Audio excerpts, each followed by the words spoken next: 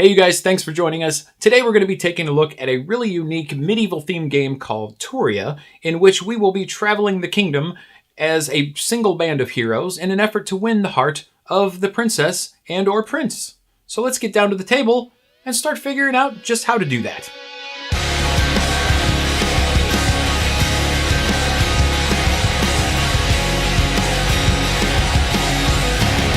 Welcome everybody, my name is David. I'm Ryan. And we are Board Together Games. Our channel, if you are new here, is dedicated to people who are new to the board gaming hobby and also families. And we cater to those folks by bringing you board game content about really excellent board games just like this one. This one is called Touria, right? Yes. Touria is a very unique game. It is for 2 to 4 players. It is for ages 10 and up, I believe. And it's kind of a race game. Not a racing game, but a race game. It's from R&R Games, and it's designed by Inca Brand, Marcus Brand, and Michael Reinick, I believe is how you pronounce his name. And the game is beautiful. This artwork is amazing. The board is just gorgeous to look at. All the components, just amazing artwork. Really good quality tokens. What do you say to us taking a minute here and telling everybody how to set it up? Sure. To set up for Touria, you take the board and place it in the middle of the table. You take these 4 towers that you will have assembled ahead of time and place them on the board. It shows you here on the board how to place them and where to place them. You are going to take the door tiles and you're going to shuffle these up face down and place them on the 9 spots at the castle here, the castle doors. Then you're going to take these magical items, the magical item tokens, and you're going to shuffle those up, put them in a stack over here next to the forest fairy, and put 2 of them face up in the spaces noted. Then you take the trade order tiles, separate them by number on the back, 1s, 2s, and 3s, shuffle each stack, and then stack them up on the board face down and flip the first one on the top face up for each one of those stacks. And then you take this die right here, you roll it so it's a randomized color, and you place it on the goldsmith spot here on the board. Take the Band of Heroes token and you place it on this spot on the castle. We take the money, the gold, and place that over close to the board to where most people can reach it. You take the heart tokens and the sword tokens and place those next to the board where everybody can reach them. And each player is going to take a screen. The players have to sit in this game on a side of the board, which is really interesting, so that they can see certain faces of the towers. So if I were sitting on this side of the board, I can see these 4 sides of the towers that are facing me, and each player has to be set up in that fashion. Then you give each player an elixir token and 3 gold and a crest, which is a different color. That's basically their player color for the game. And then each player gets the chance to choose 1 extra thing, and those things can either be a gem from the bag, an extra gold, or a sword, and put all of those things that they've collected behind their screen. The last thing you do is you take the rest of these gems in this bag, you shuffle them up, and you draw 2 of them out of the bag for each mine on the board. The restriction is that you can never have 2 of the black gems in a location. So if you draw 2, just put them aside, draw 2 more until you either have 2 colored gems or 1 colored and 1 black gem, and you place them in all the mines, and then you're pretty much ready to go. The rule book says that the player who wants to get married the most is the first player, but we obviously do not do that. We choose a start player randomly, and then you can begin. In Touria, players are going to be traveling as a single band of heroes around the land of Touria, which is known as the Land of the Dancing Towers, in order to collect items, fight dragons, collect gold, collect gems, trade items, all in an effort to win the hand of the prince or princess and be married. That is the goal of the game. To do that, you must get to the castle with a certain number of items, right? Yeah. And they are denoted on this banner right here. And this is also a variable thing. There's another banner, yes, in the box, which gives you a lesser number of these things, makes the game a little bit easier. But in order to get to the castle, you have to have those things. And that is to, number 1, impress the prince or princess. Number 2, bribe the king. And 3, get married. So players are going to be taking turns moving this band of heroes around the land of Touria. And like I said, just collecting things, trading things, and whatnot. So on your turn, you are allowed to move the band of heroes up to 3 spaces for free, right? If you move beyond 3 spaces, it's going to cost you 1 gold per space. When you arrive at a location on the board, you will take the action of that space. The interesting thing about it is you're only allowed to take actions on spaces that correspond to whatever sides of these 4 towers are facing you at that given time, which is really interesting. So I may want to go to, for example, the Water Fairy?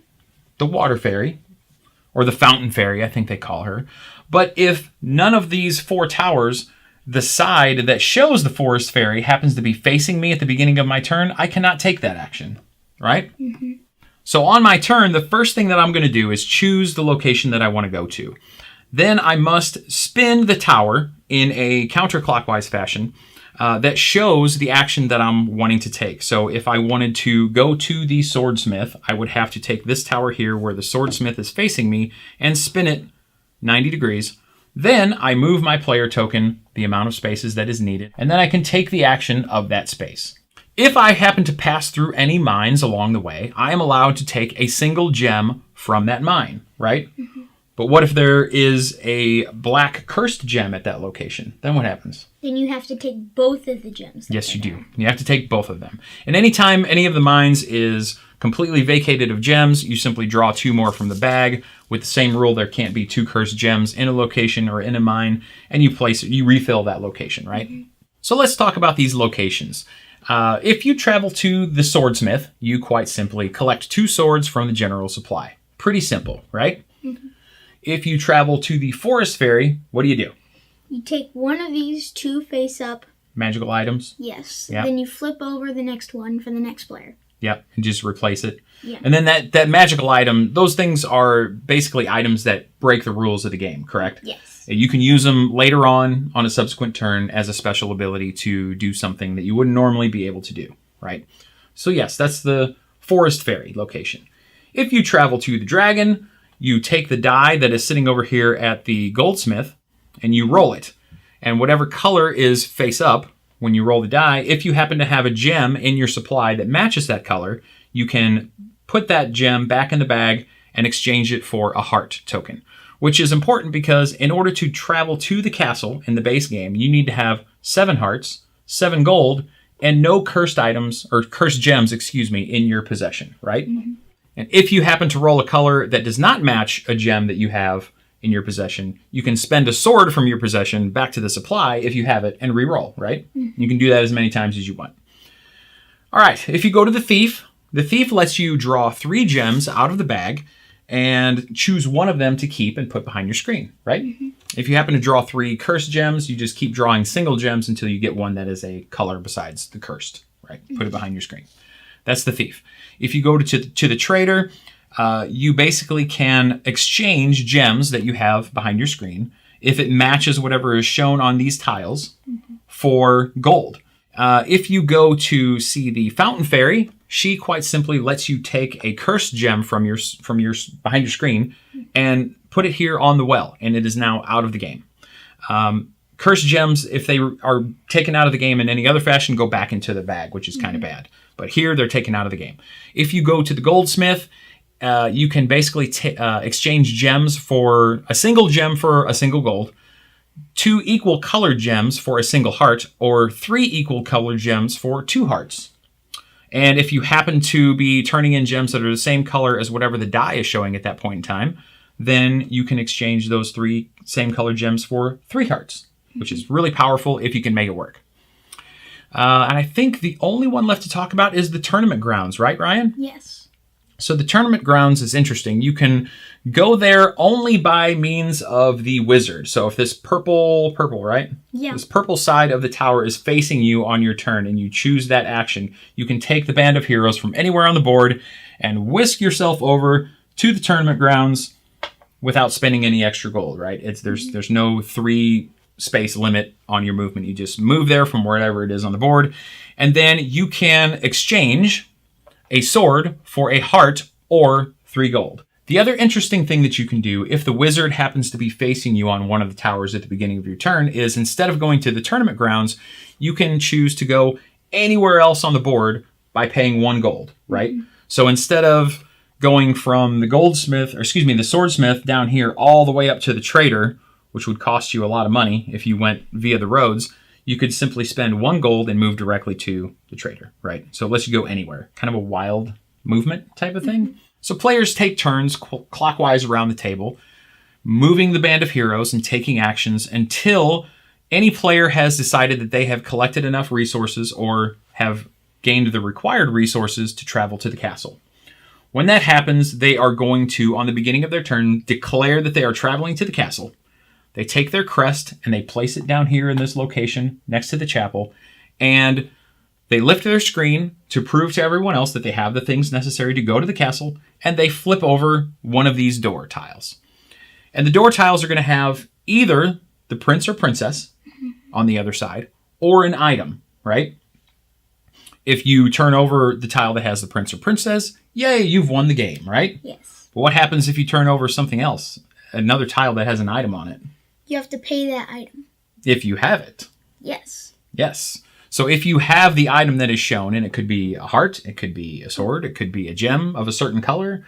If you have that item, could be a gold, you can pay that back to the supply, if you have it, and turn over another door, right? And you can keep doing that on your turn until you cannot or choose not to pay the item that is required back to the supply. And if that happens, your turn is over, and you cannot turn over another door until the beginning of your next turn, right? And you just keep going this way. And if someone else happens to make it to the castle, they might chase you down and try to steal victory from you. But that's really how it works. It's the first person to turn over the tile with the prince or princess wins and gets to marry the prince and or princess. Ryan, what did you think of Touria? I liked it.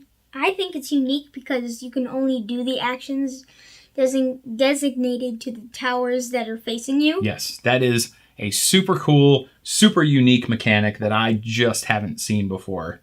And maybe it has been something similar in another game in the past, but I certainly am not aware of it. Yeah, just the tactile nature of, well, first, the limited nature of the actions that are facing you, right? And then spinning this thing and doing the action on that, moving your band of heroes around. I also love the fact that everybody plays as the same token, right? Maybe it's your turn and you move him way over here, but I wanted to be up here to take advantage of the thief or something like that. So it's very cool. Just something, a lot of things in this game that I just haven't seen before. So I think it is super unique in that fashion. And again, the quality of the components, especially for the price of this game. This game is not very expensive. So I love this theme, right? Yes. Do you like the theme? I'm not much on high fantasy, but this is more, medieval chivalry, knights and royalty, kings and princes and princesses. I do dig that. I like the whole King Arthur, Knights of the Round Table, all that kind of stuff. So I like that a lot. You too? Yes. All right. So yeah, I think this game is just different and fresh.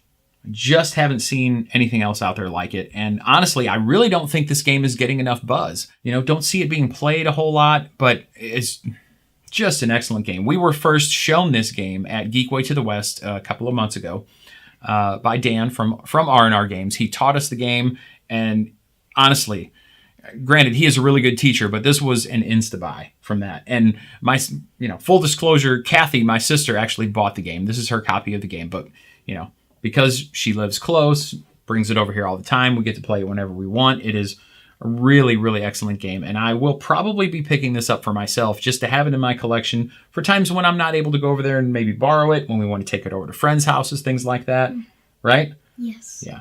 And again, younger kids can play this game, right? You could certainly take this over, to your buddy's house and teach them this game. I don't think it would be that difficult, right? Maybe. Maybe? Yeah, sometimes teaching is a little tougher than learning a game, right? Yeah, I'm not a good teacher anyway. Yeah. So what did you think about the idea of having to race to the castle and try to be the first one to flip over the door? Did you feel like this was too random, or did that not bother you? That didn't bother me at all. Yeah, it didn't bother me either. And I think that will bother some people with this game. The fact that there is quite a bit of randomness in this game. However, because of the nature of the game, the light feel of this game, it just doesn't bother me at all. The gems being random, the castle doors and flipping those over being random, which tower faces are facing you at the beginning of your turn, and just not being able to get the things that you need to face you when you need them, when you need to be able to do a certain action. All of that stuff can be very frustrating, but because this game is so fun, and we have just had some laugh out loud moments. We had a time, remember when we played this with Jacob and Kathy and Kevin, and Jacob got to the castle first. Mm-hmm. He was there for a good 4 turns. Kathy came in behind him, flipped over 3 more doors, and ended up not being able to find the prince and princess. Turn came back around to Jacob. He flipped over 1 door and he won. And it was the cheers and the laughter. It was just, that's the kind of things that this game brings. It really does give me just that feeling of youthful kind of just joy. That's the only way I know how to describe it. So it is a lot of fun. We certainly think that is worth checking out for yourself. So Ryan, have you thought about what you would give Touria as a rating? 9.5 out of 10. Oh, wow. That good, huh? Yeah. I'm not far behind you. I give this game a 9 out of 10 myself. And I think it is well deserving of every bit of that. So yeah, again, just because of how wonderfully beautiful and lighthearted and entertaining and unique this game is, I have to give it a 9 out of 10. And as far as family friendliness, this game is going to get a 10 out of 10 for me. It just, I can't find a reason to take score away from it. I guess it could be argued that because of the fact that there's randomness, because of the fact that there are certain mechanisms that certain people aren't going to like, the fact that it is, I just don't see with the playtime of the game, with the lighthearted nature, the theme, the artwork, it outweighs all that enough to the point where I'm more than happy to give it a 10 out of 10. So there you go. So that wraps it up, everybody, for Touria, a game that obviously we highly recommend, right? So Ryan, where can people go to find us on Twitter? But yes, on Twitter, we are at Board Together. That is at Board, B-O-A-R-D, the number 2, together. It'll be right there on your screen. So yeah, check us out there. And also, check out our website, boardtogethergames.com. And if you like what we're doing, you guys, please take a minute to like this video and comment and subscribe to the channel. We are making a big push to grow this channel. We are hoping that we can continue to do this. We really enjoy it, right, Ryan? Mm-hmm. We like making these videos. We like bringing you reviews and showing off these excellent games that we think are going to work well for your family and your group of friends. So please go ahead and support us in that fashion. And also, click on the link in the description for Gamer Thredz. We talk about those guys a lot. That is also how you can support us, is by going and checking those guys out. They silkscreen t-shirts that are board game related, and they're very clever, they're very witty, they're very fun. They also, they made this shirt right here, You Can't Heart in Tokyo. I will also leave a link in the description for somewhere where you can pick up Touria for yourself and check it out. We think it's a great idea to do so. And remember, everybody, if you're bored together, board together. Thanks for watching, and we will see you next time.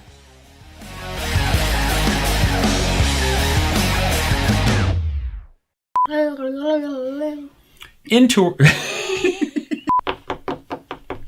today, no.